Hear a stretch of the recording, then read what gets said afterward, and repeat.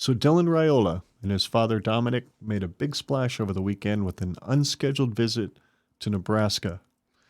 It certainly set Twitter on fire and dang near blew the roof off of Pinnacle Bank Arena when Dylan and his pop showed up, and Dylan threw the bones. Boy, I sure wish I would have been there, but I was here, making this place look, well, you can see for yourself. Ow.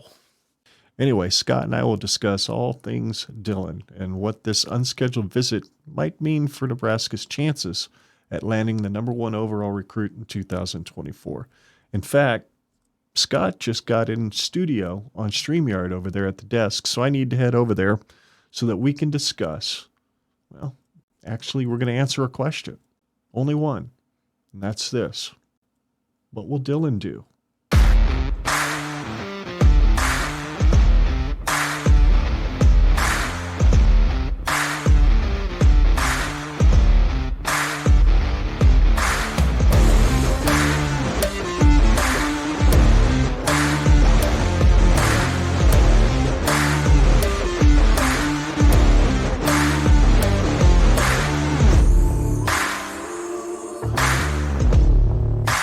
And here we are. Hi, folks. Ken here with GenRed, along with my co-host. Hello, folks. I'm Scott. I am the son of the dad. That's right. There's another son of another dad who's really highly connected to the Huskers that we're going to talk about today, that everybody's talking about, which is, of course, Dylan Raiola and his surprise visit, the unofficial come to see his Uncle Donnie visit last weekend. And showed up at PBA, all that fun stuff, threw the bones, drove the crowd into a frenzy. We're just going to kind of talk a little bit about what does it mean? What did the visit actually mean? Does it mean more than we think it does? Does it mean less than we think it does? And we'll kind of talk about some of his motivation and some things along those lines. So it won't be as long as an episode as usual, folks. So just stick around for a few minutes and we should have a lot of fun. Anyway, any overall thoughts that you had before we kind of dive into the bullet points we want to talk about, Scott? Well, my overall thoughts before we get into the points, to be a little bit redundant there, is just that this just feels like, from the surface level, it just feels like a situation that I think Husker Nation needs to just chill out a little bit and just don't get our hopes up. Don't sit here and imagine a dynasty rebirthing with our, our betrothed, beautiful golden child that's going to come and rescue us to the promised land. But unlike the situation like Micah Parsons and a few other guys that we've had potential to get high caliber recruits, I feel like this one's just a little bit different than those. I feel like we stand a fighting chance, where those felt more like almost like that commercial where that guy's like holding a fishing rod with $1. He's like, "Oh, you want $1? Oh, you just gotta," and just like pull it back.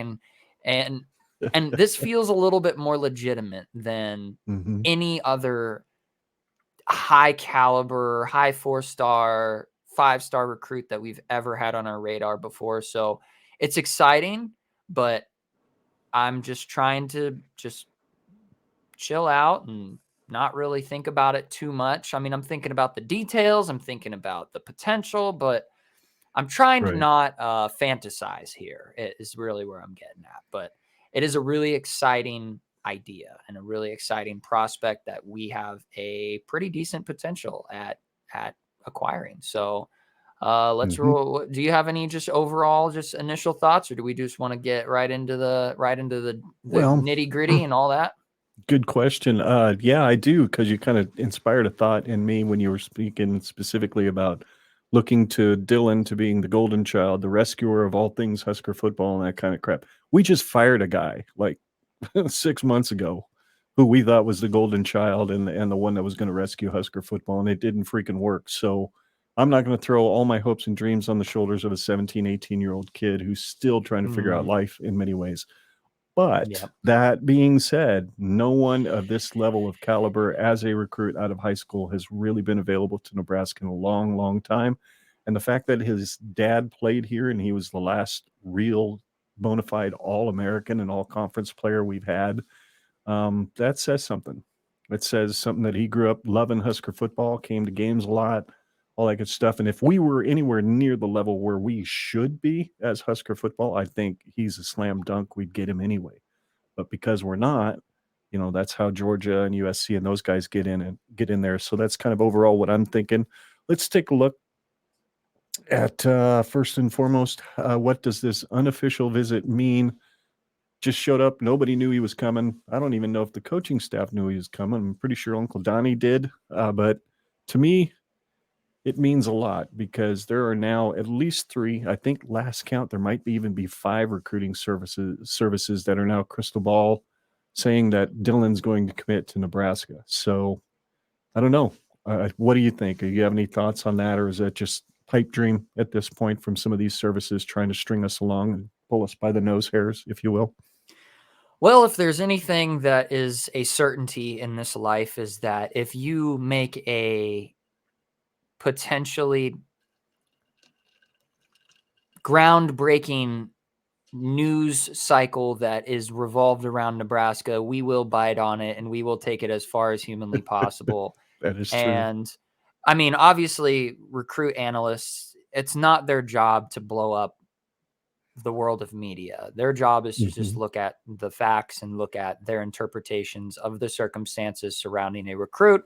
And so they're going to make judgment calls based on that, not based on clicks. So with that in mind,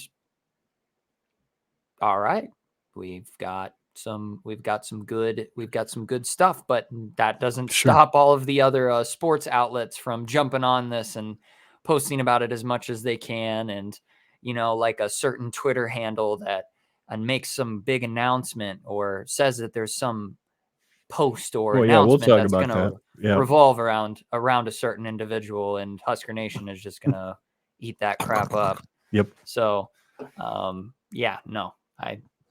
think the unofficial visit is pretty cool. I mean, just like from just a base level, like that was a really, really good decision for all parties. Yep.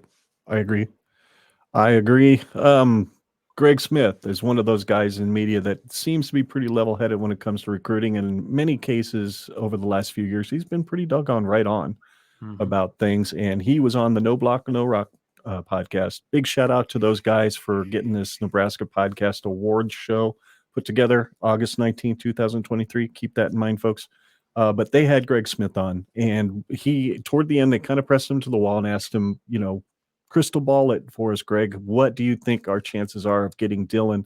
And he basically didn't answer the question by answering it this way. He said he thinks it is a head versus heart decision, meaning head says, yeah, go to UGA if you want to win a national championship, or go to USC if you want to win a Heisman.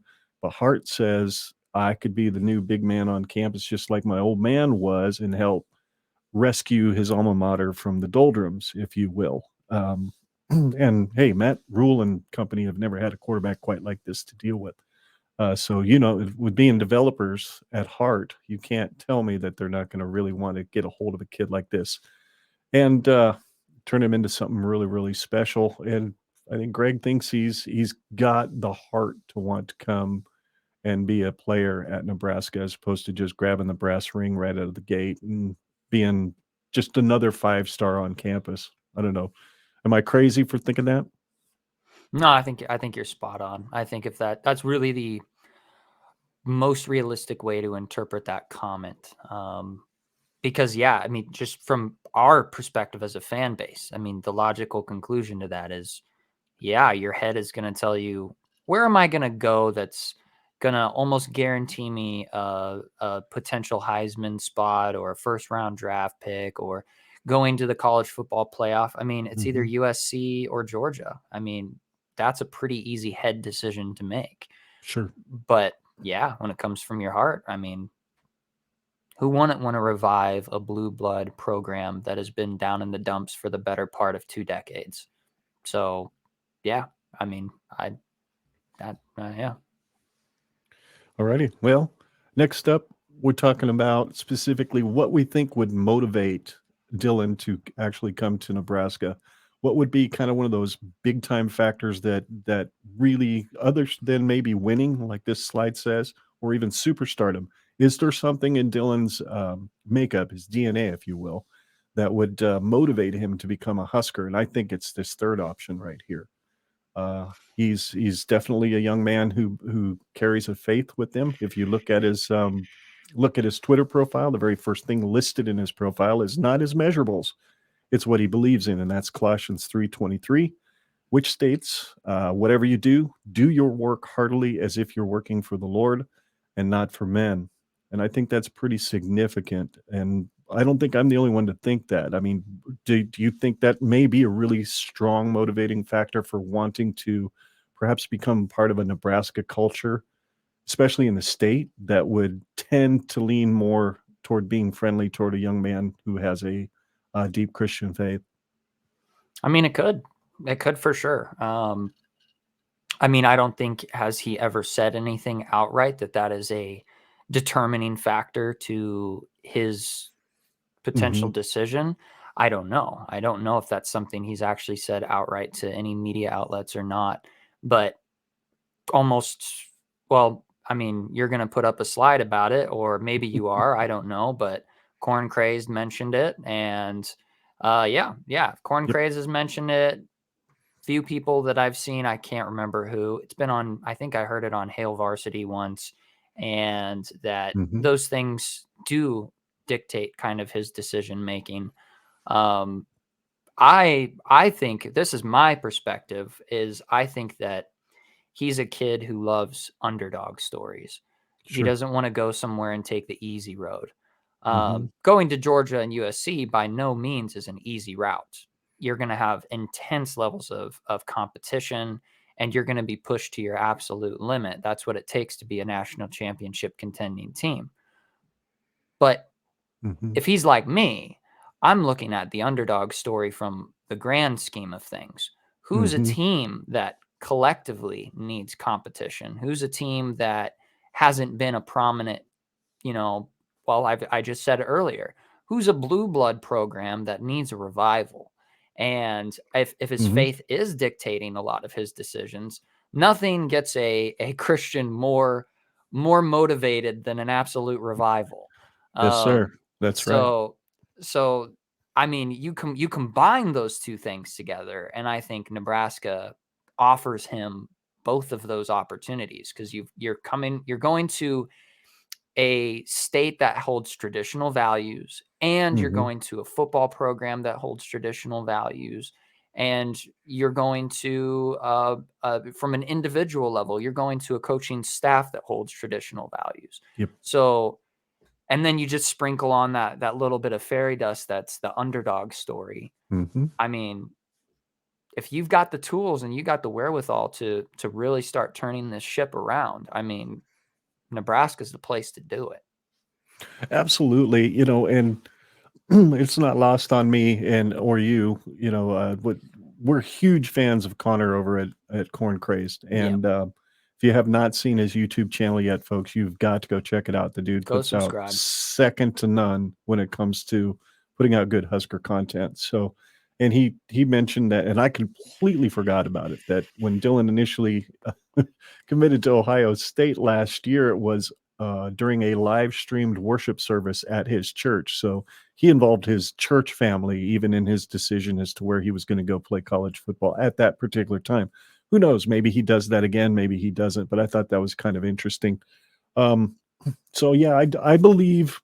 Excuse me, frog in the throat. I believe faith will inform his decision, but I don't think that will be the majority factor that will bring him to Nebraska. I think the fact that all of the coaches share a lot of the same belief systems that he does, not just faith-wise, but also hard work first, become a good person off the field instead of just being a great player on it. All those kinds of things. I think we're going to want him to want to be at Nebraska. I think. I mean, I kind of lean definitely toward the positive on him coming here in the first place. So, let's move on to our next bullet point, which is his visit to Pinnacle Bank Arena for the basketball game. He tweeted out this picture, the good life. He was up, I guess, up in a box suite somewhere. I don't know if Coach Rule was up there, if anybody else was up there. But then later in the game, he goes downstairs, walks right in front of the benches, all that good stuff, right along the court side, gets to his seats kind of behind the, I believe he was sitting right behind Trev Alberts right there on the floor. And the place just started chanting, Dylan, Dylan, Dylan. And he jumped up and gave Through the Bones. I don't have the video available to share here. I will probably put it in post-production here. So don't worry, folks, you'll get to see the video. But yeah, he looked starstruck and kind of uncomfortable even when he stood up and Threw the Bones and was smiling. He looked really kind of shy. So he doesn't seem like the kind of kid that's extremely full of himself. And then I thought this guy from Twitter, I love this comment. The only thing that would have made today better is giving Raiola a mic and him walking out to midcourt and saying he's committed. But I guess we can wait until he decides what he wants to do. Yep.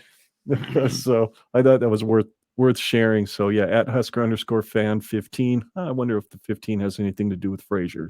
Chances are it does.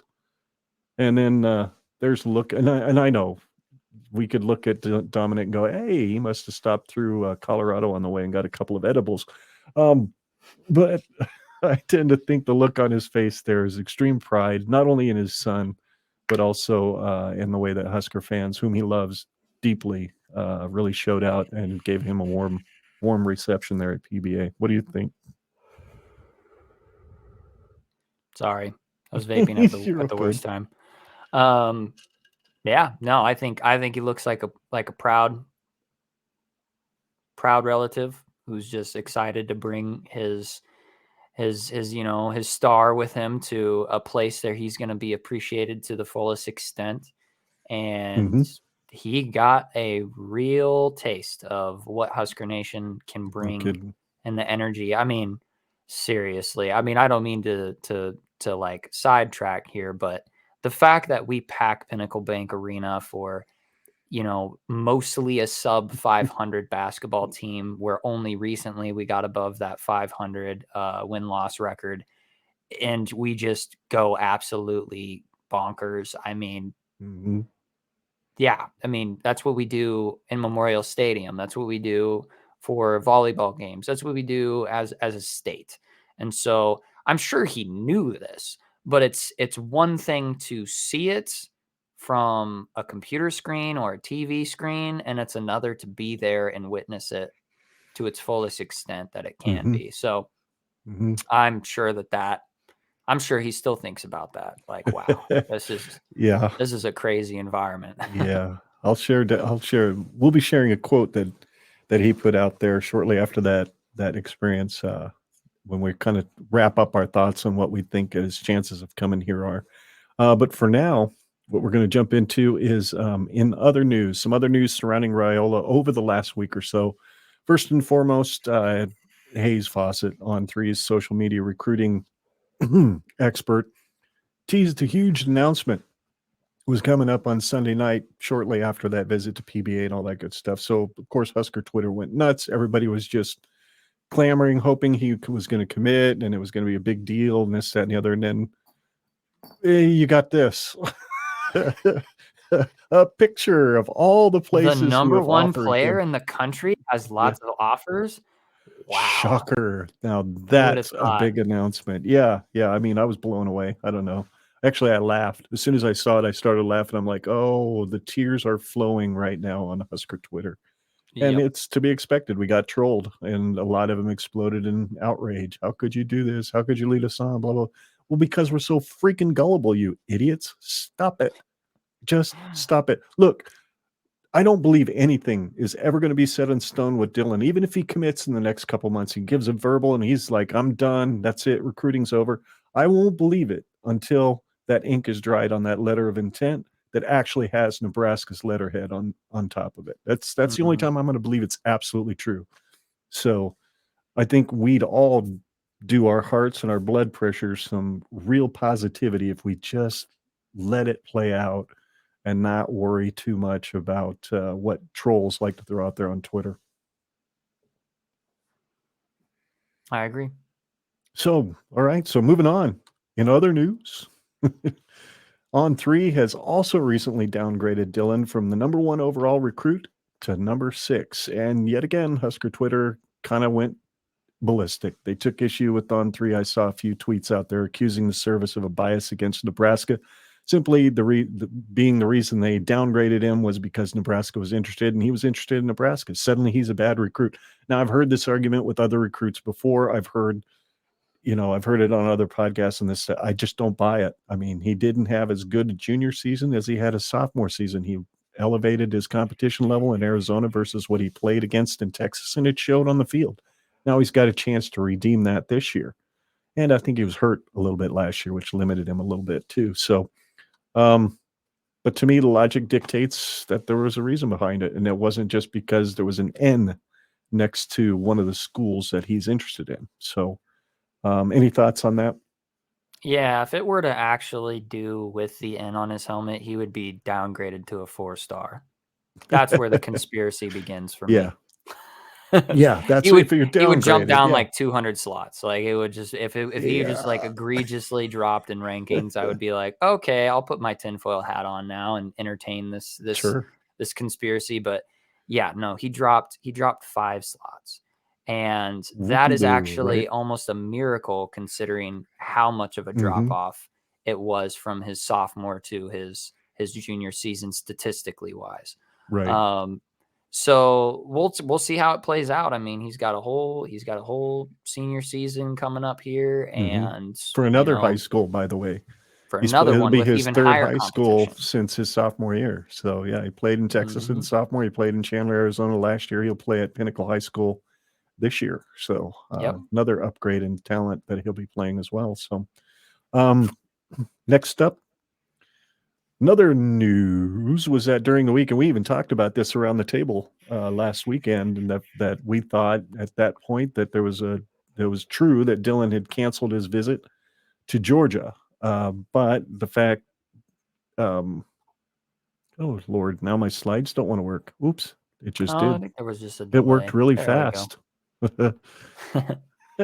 Husker Online Sean Callahan reached out to Dominic and confirmed that it was just a rumor, and Dominic had absolutely no idea how it started. Even Sipple reported that as well later in the week. So, it's like Twitter. Twitter just I saw 3 or 4 tweets about it and like official looking graphics and all this crap, and I'm like, we just got to quit letting people troll us, even people who claim to be in our own fan base. It's just stupid. And April 18th and 19th, Dylan will be at Georgia. And then on the 25th, he will be here, which is 3 days after Nebraska begins spring camp, which I think is great. I think this is the first time Nebraska's running spring camp after spring break.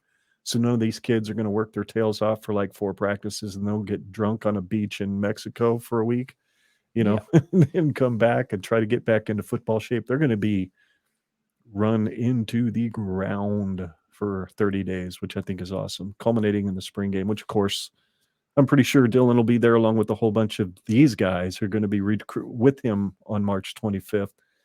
Some top level wide receivers, tight ends, like only 2 3-stars out of all of them. The rest of them are all high level 4-stars and 1 5-star defensive lineman as well. So that visit's huge. There's a lot of big time kids coming.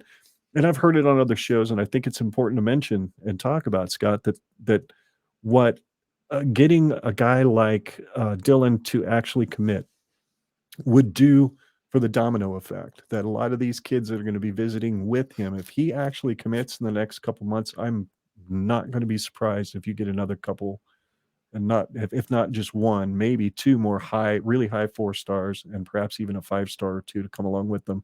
And that's program changing, man. That transforms things, makes things different. So, what do you think? Do you think he's going to be when do you think is a realistic time window for him to announce his commitment? Because if I were to take a guess at it, I would say, I mean, this is just from my perspective as a Husker fan, and if there was a question, a very pertinent question that I would want to have answered before coming to Nebraska as a quarterback, it would be, what is this offensive line actually going to look like? Yeah. I would really like to know that if my tail is on the line, quite literally. Well, I would hope his tail isn't on the line because that would mean he's getting sacked. That's kind of my question is like, if he's going to make a commitment, is he going to make a commitment before he knows or before we get at least a sample size, or is he going to play it smart? In my opinion, would be the smart play would be, well, let's just wait for this 2023 season to kind of roll out and see how Sure. things are looking and see if Uncle Donnie is getting the ball rolling with this offensive line. So when do you think he would actually realistically make a commitment? My understanding, at least a couple of the network shows I've listened to, they've said that he's looking at late March, early April to actually make a decision. Maybe that's changed. I don't know. Maybe I heard wrong. Maybe it was a different recruit they were talking about. I haven't really found any of that information, even though I looked.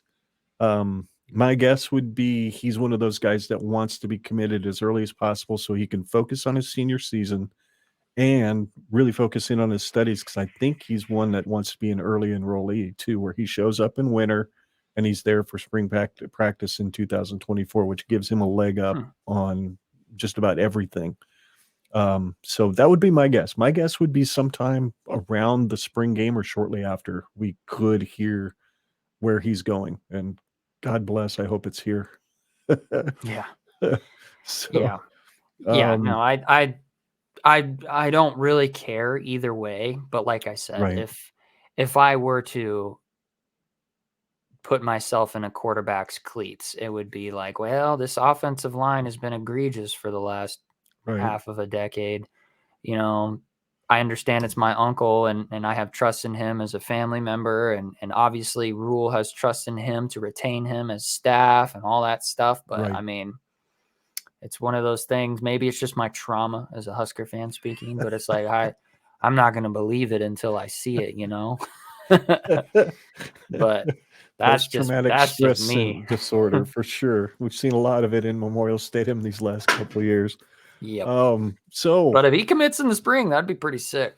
that'd be pretty awesome. I think that's what I'd heard, but maybe I'm thinking of a different recruit. But let's go ahead, Scott. Let's crystal ball this thing All right. ourselves. This is the Generation Red crystal ball prediction, because we know fuck all about what we're talking about. Oh yeah. But we're still going to do it anyway. And for me, I'm pretty high on it. I think the worldview and the faith factor and whatnot that seems to permeate this staff is going to mean something to Dylan. I think it's his dad's alma mater. He's always loved Husker football, as I said earlier. And his dad, you can't deny that dads can have an influence, but at the same time, he's probably a lot like some former Huskers whose sons were not exactly offered like they should have been to come here. Keegan Johnson, anyone? And Clester said, "No, son, you've got to make your decision for you. You can't go there just because I went there." And I think Dominic's pretty level-headed on that and is just going to let his son make his own choice. But if I were a gambling man, I would gamble that about 65% in favor of Nebraska getting Dylan Raiola. So, how about you? Well, so to reference back to Corn Crazed, I was really happy with the fact that his prediction was something more like a 70%. He said that right at the end of his video. He was like, I think it's probably about a 70% chance that Raiola ends up signing his name on the dotted line for the Cornhuskers. And I was like, damn, that's pretty awesome. Me, I'm once again, as I already kind of alluded to about 3 minutes ago, is I'm a traumatized Husker fan who has experienced nothing but pain and suffering for the last better side of a decade. And I think we have a chance. I think we have a chance. Definitely better than 50%. I'd say that it's better than a coin flip, but it's just a little bit past a coin flip. I'd say it's probably like 55, 60%. That's kind of where I'm at. I think we have a better chance of getting him than not. But I just don't know. I don't know, and I would love to see him here, like anybody else, any rational human being would say. Love to see him here, but I would also love to see him make a sound and timely decision. And I think that this kid has got a good head on his shoulders, and I Yeah. think he's surrounded by people who love and care about his future. And Mm-hmm. if he decides that his future is not at Nebraska, I think he's making the right decision. I Sure. think if he wants to go to the NFL, if he wants a Heisman Trophy, or if he wants to contend in a national championship, you have a way better chance at doing those things if you don't go to Nebraska. So if you don't go, Mm-hmm. I don't blame you. Mm-hmm. But if, like you said, if he comes here, I think that sets a precedent, and I think that sets a snowball effect that could Yeah. potentially turn the ship around on its on its heel. It could just or on its keel. It could just keel over just immediately. And like you said, you could get 4 stars, you could get another 5-star recruit, for goodness sake. And then Mm-hmm. you're looking at his sophomore year. Maybe we're contending for something a little bit bigger than a bowl game potentially. And by Right. the time he hits his senior year, I mean, you could if we averaged out a class of 1 5-star and like 7 4-star recruits for the next 4 recruiting cycles, there Mm-hmm. is no reason with competent coaching, which I think we have, that you're not somewhere within the discussion of a college football playoff. And if there's anything that USC proved this year, is that you don't have to go to a damn college football playoff to have a Heisman quarterback. So Nope. No, you don't. But you do have to have a Heisman quarterback to lose to Tulane, apparently. yeah. Because they didn't want to be there, just like the SEC excuse. But Yeah. those were good points, by the way. Very good points. I think he would be a program changer. I really do. I think I think you're right. unlike a certain 5-star we got way back in 2005 in the name of Marlon Lucky, who had a great career at Nebraska, not a Oh fantastic yeah. career, but a great career. And he didn't really change the program because he was a running back in Bill Callahan's West Coast system, which doesn't really feature nearly as much straight up running the football like Marlon was probably expecting. Um, and I think he was downgraded to like a high 4-star by the time he got on campus anyway. So that was where the whole conspiracy theory about Nebraska being the death knell to a 5-star came in. And back in the day when the top running back recruit in the country in 1995 was Amon Green, they didn't have a star rating back then. He was just the top recruit rated running back in the country. Period. End of story. You didn't have any ratings out there for him. So um, anyway, I'm really looking forward to seeing what Dylan does. I'm really looking forward to in the very near future getting back on here and talking about another topic, hopefully next week, that's Yep. fairly relevant to what's going on in Husker Nation. Maybe it's football, maybe it's something else. We'll see. But we will do this again, folks, and these will definitely be shorter than your typical podcasts that we do because we're just going to kind of hone in on one thing and hopefully not rabbit trail too often. So, where can folks find you, Scott, and follow you out there on the interwebs? Hey, folks, if you're familiar with our podcast, you know where to find me. But if you're not, I am on Twitter at Scott GenRed Pod. That is Scott with 2 T's. The second one is silent. Yep, you can follow me there. Terrible memes, probably terrible takes, and I'm not as active on Twitter currently, but I'll get back. I'll get back in the swing of things. So give me a follow. I'd appreciate it. Alrighty, and you can follow me and the show at GenRed Pod on Twitter, Facebook, and YouTube, or listen to the audio show on your favorite podcast app by subscribing to Generation Red. Also, don't forget to visit our website at GenRed Pod. If you have any questions, comments, or suggestions for the show, please send them to genredpod@gmail.com. And until next time, folks, he's Scott, I'm Ken. Together we're Generation Red, and we're here to remind you every single week that there is no place like Nebraska.